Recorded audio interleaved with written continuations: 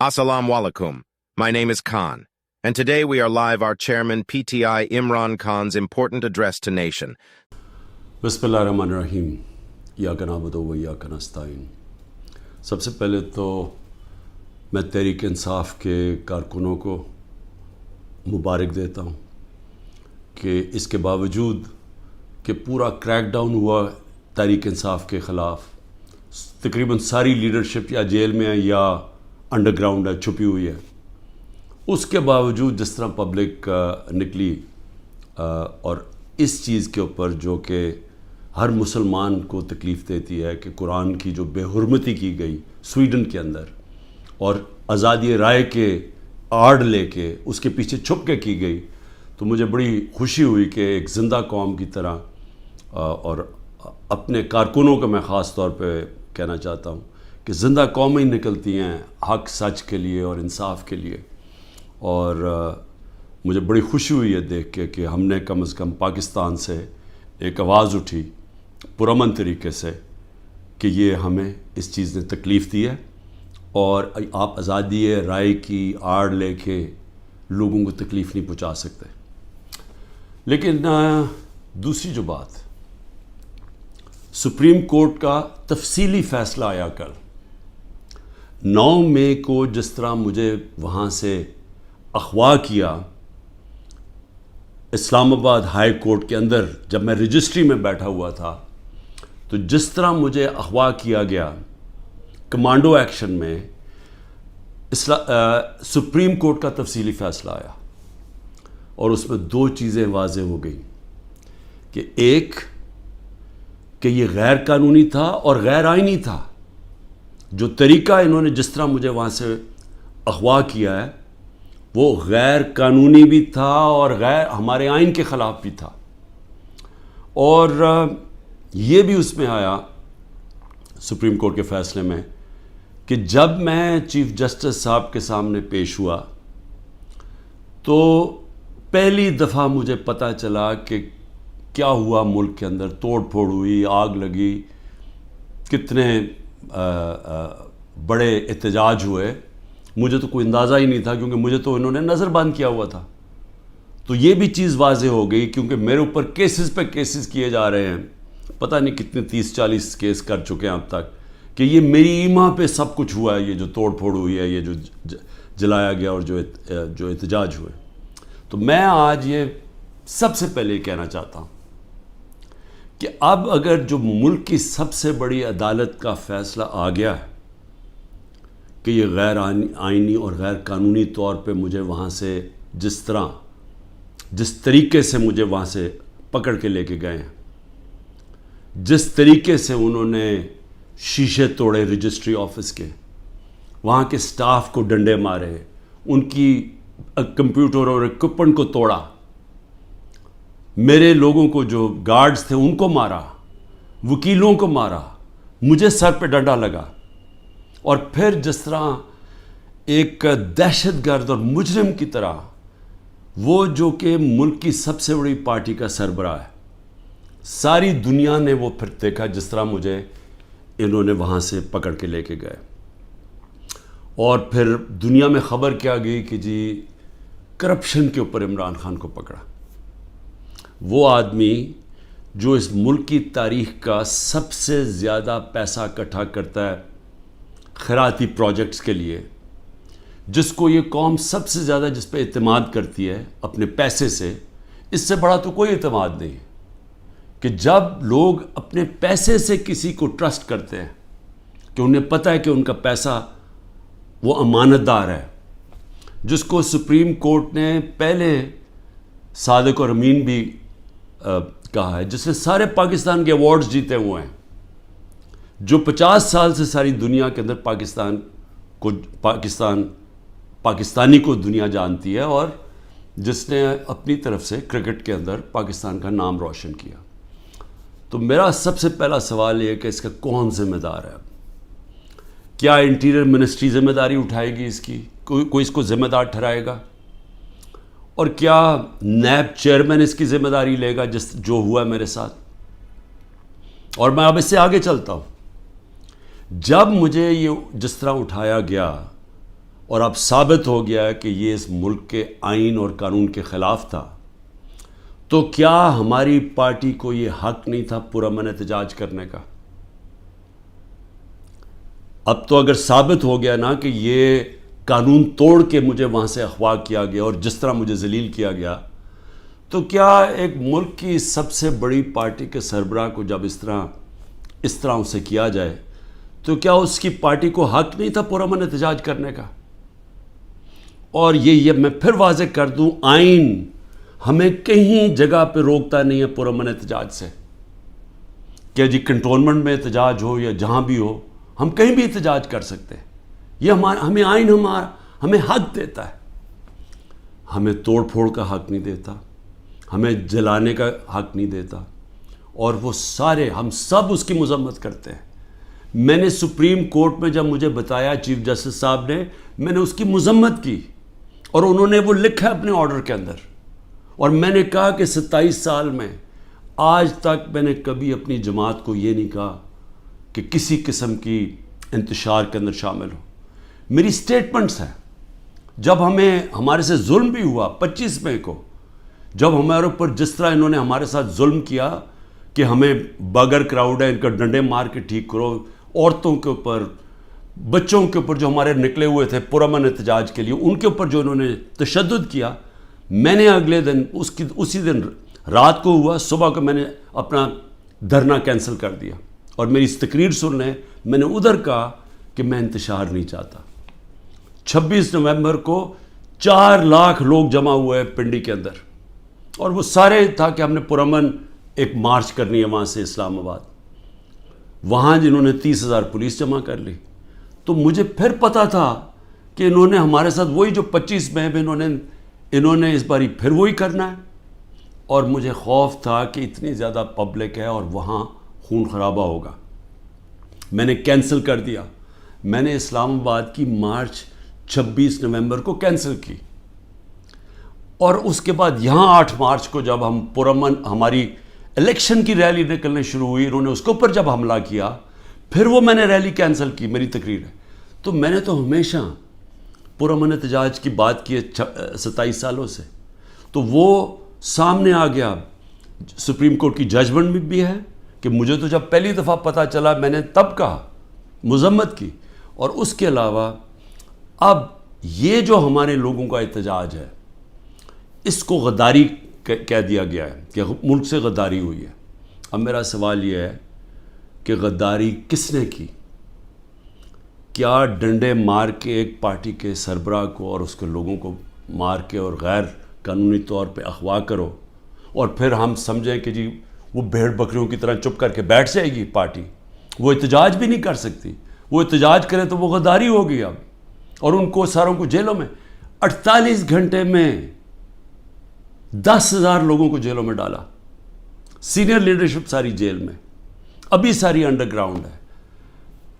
9 مئی سے اب تک ہر روز لوگوں کو اغوا کیا جا رہا ہے، ہر روز لوگوں کے گھروں میں جاتے ہیں، رشتہ داروں کے گھروں میں جاتے ہیں، گھر توڑتے ہیں، پولیس گھر لوٹتی ہے، ساتھ نامعلوم افراد آتے ہیں، چوری کرتے ہیں۔ میاں اسلم اقبال کی بیٹی کے سارا جہیز چوری کر کے لے گئے۔ کل وہاں بنو کا ہمارا ایم پی پختون یار 40 لاکھ کا وہاں اس کے گھر پہ سونا پڑا ہوا تھا، زیور پڑا تھا، وہ چوری کر کے لے گئے۔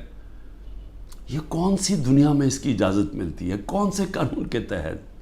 اور صرف سزا مل رہی ہے کہ جی آپ نے 9 مئی کو احتجاج کیوں کیا؟ کیونکہ اب تو واضح ہو گیا نا کہ ہمارا احتجاج جائز تھا، کیونکہ غیر قانونی طور پہ، پھر سے میں کہتا ہوں، آئین توڑ کے مجھے اٹھایا گیا ہے، اور جس طرح اٹھایا گیا ہے اس کا ریئیکشن آنا تھا۔ اور میرا اگلا سوال ہے کہ یہ کس نے پلان کیا سب کچھ؟ کیونکہ یہ جس نے بھی پلان کیا، کیا وہ چاہتے تھے کہ یہ ریئیکشن ہو؟ کیا یہ جان کے کیا گیا؟ کیونکہ اور طرح کی بھی تھے، اگر پکڑنا تھا وارنٹ دکھاتے پولیس، میں نے چلنے سے پہلے کہا کہ اب مجھے پکڑنا ہے تو وارنٹ دکھاؤ، پولیس آ کے لے جائے، تو وہاں سے اس طرح بھی، لیکن کیوں یہ جان کے کیا گیا؟ اور مجھے یہ شک ہے پری پلان تھا سب کچھ، یہ ریئیکشن پتہ تھا اس کا ریئیکشن ہونا ہے، اور اس ریئیکشن سے پہلی تیاری کی ہوئی تھی کہ اس کے بعد کرنا کیا ہے، کیسے انہوں نے تحریک انصاف کو کرش کرنا ہے، جو ابھی تک کوششیں ہیں. اور پھر ابھی تک میں آخری 2 سوال پوچھتا ہوں کہ ابھی تک کیوں نہیں انڈیپینڈنٹ انویسٹیگیشن ہوئی کہ جو یہ کور کمانڈر کا گھر جلایا گیا ہے اس کے پیچھے کون تھا؟ کیوں نہیں انڈیپینڈنٹ انویسٹیگیشن؟ کیونکہ یہ کوئی نہیں ہوتا کہ جی آپ ہی فیصلہ کریں کس نے کیا اور آپ ہی پکڑ کے ان کو سزائیں دے دیں. یہ جج، جوری، ایکسیکیوشنر دنیا کے کسی قانون میں نہیں ہوتا. تو کوئی انڈیپینڈنٹ انویسٹیگیشن نہیں ہوئی. ہم ڈیمانڈ کرتے ہیں انڈیپینڈنٹ انویسٹیگیشن ہو. انشاءاللہ ہم ثبوت دیں گے کہ اس کے اندر لوگ گھسائے ہوئے تھے، ایمبیڈ کیے ہوئے تھے لوگ. جس طرح میرے گھر کے باہر پلان بنا ہوا تھا کہ انہوں نے پولیس کے دونوں اسلام آباد آئی جی نے لوگ تیار کیے ہوئے تھے، پولیس والے چند تھے، یہاں لاہور کے آئی جی نے پلان کیا ہوا تھا اور انہوں نے مل کے یہاں سے گولی چلانی تھی پولیس کے اوپر، انہوں نے پھر پورا اٹیک کرنا تھا واپس. یہ سارا پلان بنا ہوا تھا جو میں نے 22 مارچ کو پبلک کو پہلے بتا دیا. تو یہ بھی ایمبیڈ کیے ہوئے تھے، لوگوں کو اندر گھسایا ہوا تھا ہمارے، کیونکہ ہر جگہ سے، کیونکہ میں نے جب بعد میں پوچھتا گیا کہ یہ ہوا کیا ہے، ہر جگہ سے ایک آئی کہ جی لوگ تھے، کئی لوگ اندر گھسے ہوئے تھے، وہ اشتعال دلوا رہے تھے لوگوں کو. اور پھر ہر جگہ سے ایک چیز آئی کہ جی یہ جو ریڈیو پاکستان جلا ہے یہ کوئی ماچس کی تیلی سے تو نہیں جلا. جو میاں والی کے اندر جہاز چوک جو سب کو فخر کرتے تھے، وہ سیبر جو لگا ہوا ہے میاں والی میں، اس کو کس نے جلایا؟ ایلومینیم کیسے جل سکتا ہے ماچس سے؟ کوئی پلان ہی تھا نا. تو چلیں ہم غلط ہو سکتے ہیں لیکن انڈیپینڈنٹ انویسٹیگیشن تو ہونا چاہیے نا اس کا. وہ کیوں نہیں ہو رہا؟ اور مجھے افسوس ہے کہ جو فضا بنائی ہوئی ہے کہ غدار پوری پارٹی کو غدار بنایا ہوا ہے، اس فضا کے اندر یہ نہیں ہونے لگا. یہ جو اس وقت جنگل کا قانون پاکستان میں ہے یہ نہیں ہوگا. اور دوسری چیز میں سوال پوچھتا ہوں آج کہ جو 25 لوگوں کو شہید کیا گیا، جس میں سے 16 ہمارے پاس ایڈریسز ہیں، باقی 9 غائب ہیں، کیونکہ ہمیں خوف ہے کہ اس طرح یہاں اس وقت خوف پھیلایا ہوا ہے، جو یہ جو ظلم کا نظام بنا ہوا ہے اس کے اندر وہ پولیس پہنچ جاتی ہے. یہ 16 کا بھی بڑے مشکل سے ڈر کے ان کے رشتہ داروں نے بتایا، ان کے نام دیے ہیں، پتہ دیے ہیں، جو 16 لوگ شہید کیے گئے ہیں. اس کے علاوہ جو 3 لوگ، پہلے میں 2 سمجھ، 3 لوگوں کی ٹانگیں ضائع ہو گئی ہیں، ٹانگیں کٹ گئی گولیاں لگ کے. ایک پیرالائزڈ ہے، اس کی کمر میں گولی لگی ہے، وہ بستر پہ ہے. اور اس کے علاوہ 50 سے زیادہ لوگوں کو گولیاں لگی ہیں. اب میں یہ سوال پوچھتا ہوں، یہ کیا پاکستانی نہیں تھے؟ یہ انسان تھے نا. تو انسانوں کے تو حقوق ہوتے ہیں. تو آج ابھی بھی اب ختم ہوا ہے فرانس میں، ایک 17 سال کے ٹین ایجر کو گولی ماری ہے پولیس نے، آگ لگ گئی سارے، 1000 سے زیادہ بلڈنگز اور گاڑیاں جل گئی فرانس میں، کیونکہ ایک انسان کی جان لی تھی فرانس کی پولیس نے. یہاں کوئی فکر ہی نہیں ہے، کوئی انویسٹیگیشن ہی نہیں ہے. سب نہتے تھے، کسی پولیس والے کو، کسی رینجر کو کوئی گولی نہیں لگی.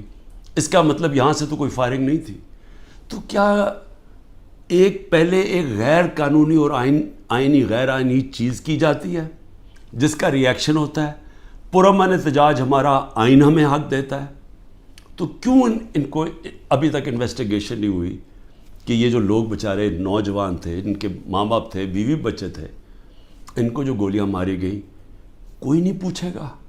ابھی تک تقریباً 2 مہینے ہونے والے ہیں، کوئی پوچھے گا نہیں کہ یہ بھی پاکستانی، ان کے بھی رائٹس ہیں، ان کے حقوق ہیں. تو اس کو بھی صرف ایک پوری فضا بنا کے کہ جی پاکستان کے اندر جو یہ ہوا ہے 9 مئی کو، اس کے اوپر ایک پوری پارٹی کے اوپر، اس کے اوپر ہر قسم کا تشدد کرو، ان کو دباؤ، ختم کرو. اور میں سمجھتا ہوں یہ پری پلان تھا، سب کچھ پہلے سے پلان بنا ہوا تھا. میں آخر میں یہ کہنا چاہتا ہوں کہ دیکھیں، میں پاکستان کی اب بات کر رہا ہوں، میں اپنی پارٹی کی بات نہیں کر رہا. یہ جو ظلم ہو رہا ہے ایک ملک کی سب سے بڑی پارٹی کو سازش کے تحت، کیونکہ الیکشن یہ پی ڈی ایم والے اب لڑ نہیں سکتے، ان سب کو خوف ہے کہ الیکشنز کے اندر انہوں نے ہار جانا ہے.